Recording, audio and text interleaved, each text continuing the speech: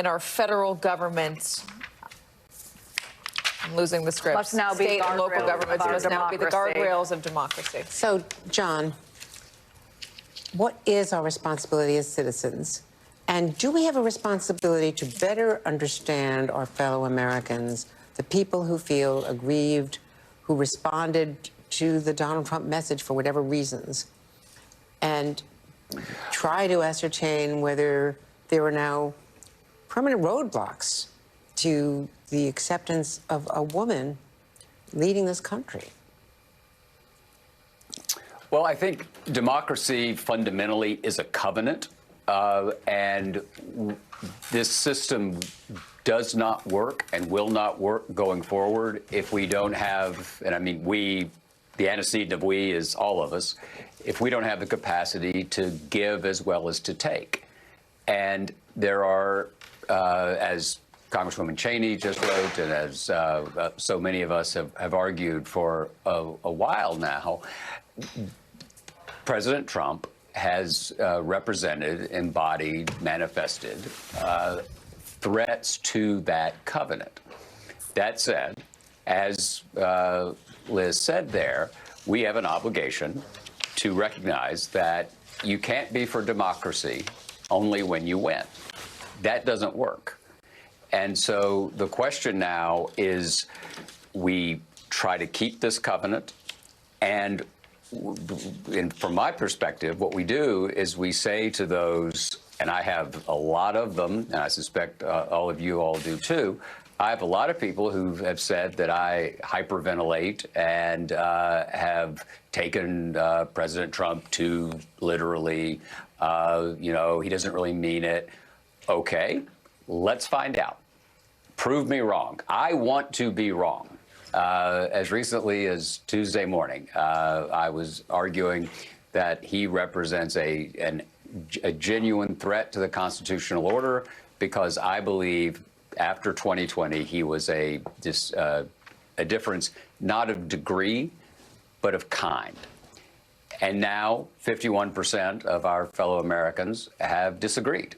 And so I very much, it's not that hard to prove me wrong.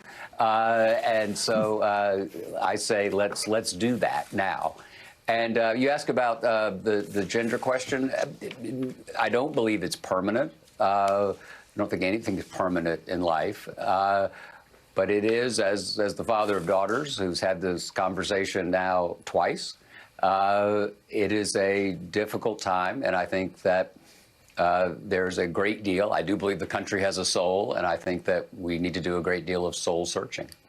Whether or not we take Donald Trump at his word last night when he said he wanted to bring the country together, I think Simone Sanders, people, at least some people have suggested today that there are a lot of voters who listened very carefully to what Kamala Harris said when she was asked whether or not she would do anything differently than her boss, an unpopular president, Joe Biden, and she said nothing she could think of.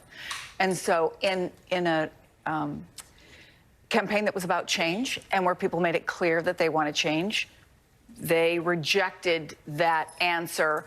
Talk about the different ways in which what Donald Trump says is taken one way, the other candidates, it's taken another way, and how you think that played into what we're seeing and should be or not a lesson going forward for Democrats.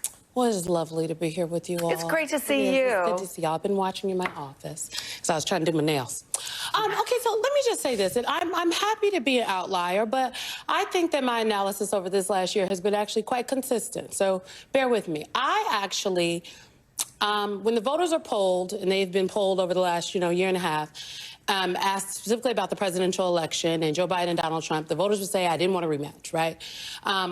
I don't like the economy. I don't like the direction of the country. And they're saying that because they are looking at the reality of their situation, the grocery prices, the housing, all the things that we all know to be true, the home care, right? All policies that Vice President Kamala Harris put forward. I don't actually believe that Joe Biden himself is unpopular. I don't. I think that people do like Joe Biden. I think that they thought he was too old to be president, and I disagreed with that notion as well. But I think that this idea that Joe Biden, because she didn't run away from the president, frankly, the president who was in large part the reason that Vice President Harris herself became the Democratic nominee because of the loyalty and the relationship she and the president had to one another, when there were people that, you know, had known the president nearly 40 years who had helped to orchestrate his demise in the press and with the people. I just think that it's not as black and white as people like to say. But the reality of people's situation and how the voters felt absolutely had a lot to do with what is in front of them, their state of mind.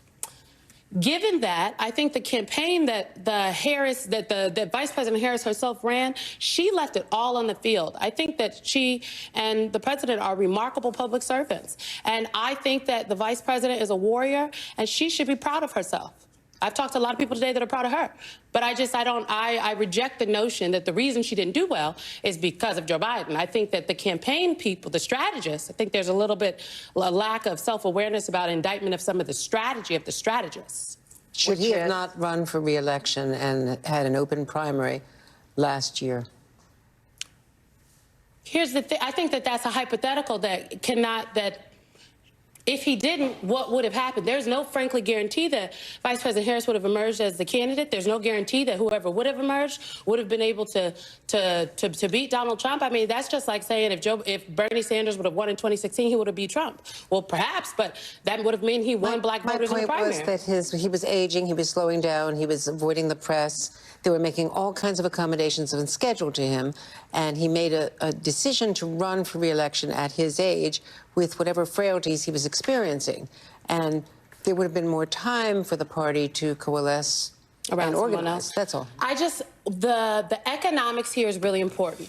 What Donald Trump did is he has consistently run a campaign of economic populism. Now, populism, I believe, like Cass Mud, is a thin ideology just mixed with the thick ideology. So Donald Trump's populism is mixed up with xenophobia, with racism, with nationalism, right? Bernie Sanders is an economic populist, but doesn't have the type of populism, frankly, that Trump had. The Democrats' message in this cycle, when Vice President Harris became the top of the ticket, she talked about the economic issues, focused on the people. She had an economic agenda. I would argue if there's an analysis of it, perhaps instead of price gouging, it's the companies are trying to take advantage of you, right? Because that's the populist spin and the populist message that might be a better counter. But we cannot discount the fact that there are people in the country that wanted what Donald Trump and J.D. Vance were selling. Maybe and I fundamentally believe they didn't necessarily hear everything that he said, but there are people in the country that believe that Donald Trump was a really good businessman. He's a master marketer. They believed that, and they voted for that. And the idea that there is something that Vice President Harris herself could have done, she left it all on the field, a remarkable warrior.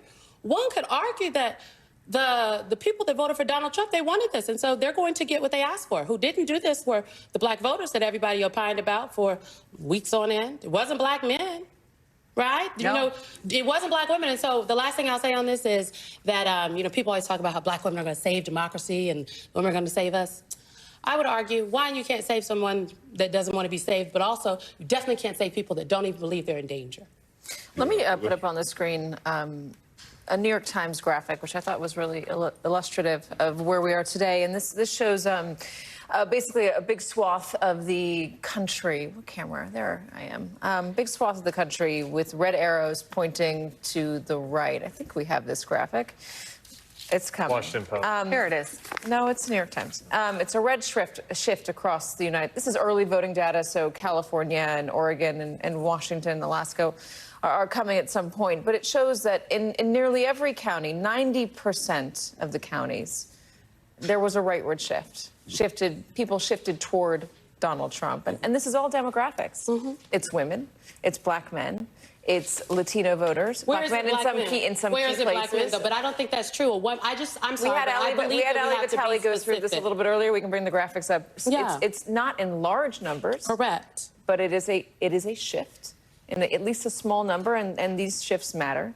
It's a big shift with Latino voters. Yes, because I'm sorry, but the narrative writ large across the media apparatus. I'm not giving you a narrative. I'm giving you data. I'm giving you what the numbers are saying. Hold on. What I'm saying is the narrative writ large across the media apparatus for weeks is that Donald Trump has made inroads with black men. Now, I'm going to defer to the great Eugene. Maybe if I'm saying something wrong, please tell me. No. Look, I am with you on this. I've written this twice this morning already, that if you look at black voters, she got the same percentage that Joe Biden got. And I have not seen, I had not seen that graphic, but, or any numbers there. I mean, it's a very small It is shift, 1 but what I'm percentage talking, point.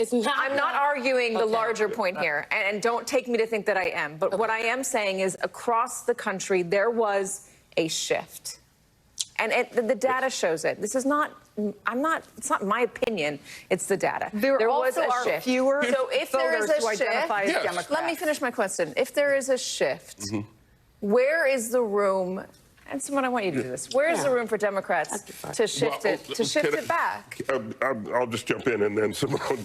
But there was a big shift among white working-class voters. I mean, in places like Passaic County, New Jersey.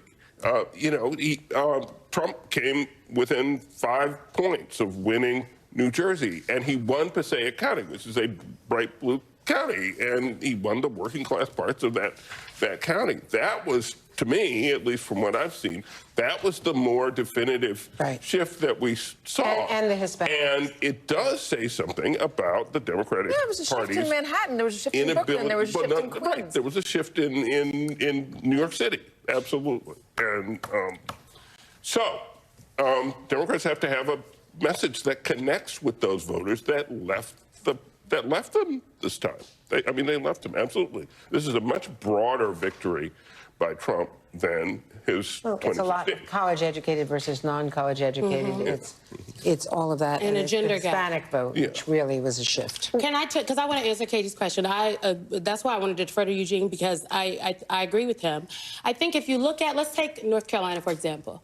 Democrats who were on the ballot statewide in North Carolina, everyone except the vice president won. I just want us to look and see who was on the ballot. So that's one thing in North Carolina. But if you talk about these working class voters, the reason I'm pushing back so hard on what I'm going to call a narrative, okay, about black voters and black men specifically is because the actual data doesn't bore it out. What does bore out is what our colleague Jose Diaz-Balart has been saying for a while, is that there is not a Latino vote, there are Latino voters. Yeah. And I think this insatiable need, and frankly, Democrats have done, that's Latinx. Come on, Democrats, what is Latinx? You talk to a Hispanic or Latino voter and they'll say, that doesn't even resonate with us. But for a long time, the Democratic Party apparatus talked about Latinx. I will just say for a very long time, I think there has been too much painting with a broad stroke brush with people of color. So that's a really good point. So instead of get away from demographics, don't paint anyone with a broad brush. Don't go, I'm going to try to get this group with this message and that group with this message in terms of demographics. Instead, go to, what are the issues that are going to affect these individual voters? Come to them as individuals rather than voting blocks. Well, is that what you're saying? That's not what I'm saying. What I'm saying is I think people, i.e. some strategists, but also people within the media apparatus, we've painted for far too long with a broad stroke brush talking about people of color in one large group, not recognizing the diversity of the voters, particularly within the Hispanic and Latino community. And for the last 3 cycles that I was a Democratic strategist, Latino men and black men had been targets in all of the campaigns that I had worked for and in the down ballot races. And so the Democrats had identified